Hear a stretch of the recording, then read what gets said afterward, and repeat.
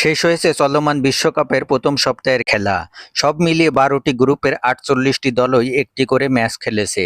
এর মধ্যে হালনাগাদ র্যাঙ্কিং প্রকাশ করেছে বিশ্ব ফুটবলের নিয়ন্ত্রক সংস্থা ফিফা, যেখানে ফ্রান্স, ব্রাজিল, মরক্কো, জার্মানি সহ বেশ কয়েকটি দল উন্নতি করেছে। তবে অবনতি হয়েছে স্পেন, পর্তুগাল, বেলজিয়াম ও ক্রোয়েশিয়ার মতো দলগুলোর। আলজেরিয়াকে ৩-০ গোলের ব্যবধানে হারিয়ে দুর্দান্ত এক জয় দিয়ে বিশ্বকাপ শুরু করেছে র্যাঙ্কিংয়ের শীর্ষে থাকা বর্তমান বিশ্ব চ্যাম্পিয়ন আর্জেন্টিনা।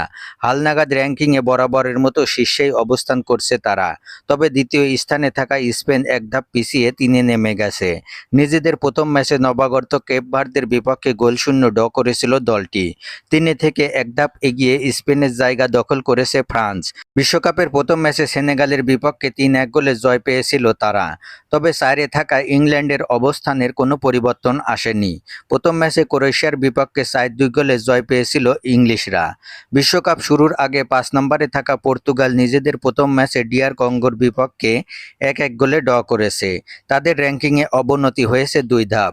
বর্তমান তাদের অবস্থান ৭ নম্বরে। ক্রিস্টিয়ানো রোনালদোদের পিছিয়ে পড়ায় উন্নতি হয়েছে ব্রাজিল ও মরক্কোর। একে অপরের বিপক্ষে ম্যাচ দিয়ে বিশ্বকাপ অভিযান শুরু করা ব্রাজিল ও মরক্কো ম্যাচ ১-১ গোলে ড্র হয়েছিল। অন্যদিকে ৮-এ থাকা নেদারল্যান্ডের অবস্থানের কোনো পরিবর্তন আসেনি। নিজেদের প্রথম ম্যাচে জাপানের বিপক্ষে ২-২ গোলে ড্র করেছিল তারা। অন্যদিকে কুরাসাওকে ৭-১ গোলের বড় ব্যবধানে হারিয়ে এক ধাপ এগিয়ে ৯ নম্বরে উঠে এসেছে জার্মানি। আর মিশরের বিপক্ষে ড্র করা বেলজিয়াম এক ধাপ পিছিয়ে ১০ নম্বরে নেমে গেছে।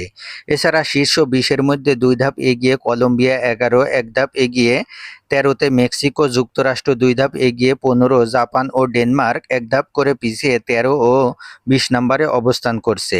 অন্যদিকে ৩ ধাপ পিছিয়ে ক্রোয়েশিয়া ১৪, সেনেগাল এক ধাপ পিছিয়ে ১৬ এবং উরুগুয়ে ২ ধাপ পিছিয়ে ১৮ নম্বরে নেমে গেছে।